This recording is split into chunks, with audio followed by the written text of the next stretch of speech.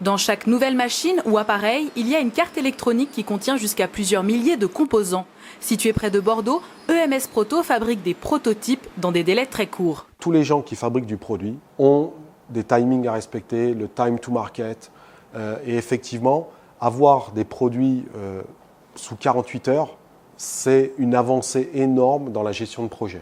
Spécialisé dans la conception d'objets connectés, ce client commande un nouveau prototype chaque mois. À ma connaissance, il n'y a pas de structure qui permette d'avoir ce niveau d'équipement, qui permettent de faire à la fois des petites cartes simples, mais aussi des cartes complexes. Savoir aussi contrôler que la carte est conforme aux attentes du client, c'est aussi important et je pense que EMS a su faire des investissements à ce niveau-là. Labellisée usine du futur, cette PME a investi plusieurs millions d'euros dans l'automatisation de son atelier. Son objectif, réduire les coûts de production et conserver des prix attractifs pour ses clients. On a autant de salariés qu'un autre fabricant de cartes électroniques. La différence, c'est que les opérateurs sont sur des tâches à forte plus-value. On essaye au maximum d'automatiser, de robotiser les tâches qui n'ont aucune plus-value et que n'importe quelle machine peut faire. En 4 ans, 500 clients ont commandé des cartes électroniques chez EMS Proto.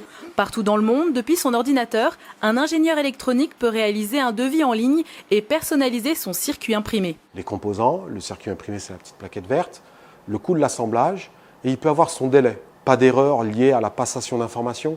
Tout passe par des process informatiques où on vérifie la donnée. Et donc ça évite des problèmes de téléphone, de mail, ou « Oh, mais je t'avais dit ça, mais en fait, c'est que ça ». Et donc, grâce à cet outil, on a rendu en fait un côté très agile à l'achat. Grâce à cette agilité, EMS Proto commercialise 20% de ses produits à l'étranger et compte se développer davantage à l'export. Principalement en Europe, dans l'espace Schengen, sans douane pour des livraisons express. Le marché du prototypage est en plein essor en France, il représente déjà 600 millions d'euros par an.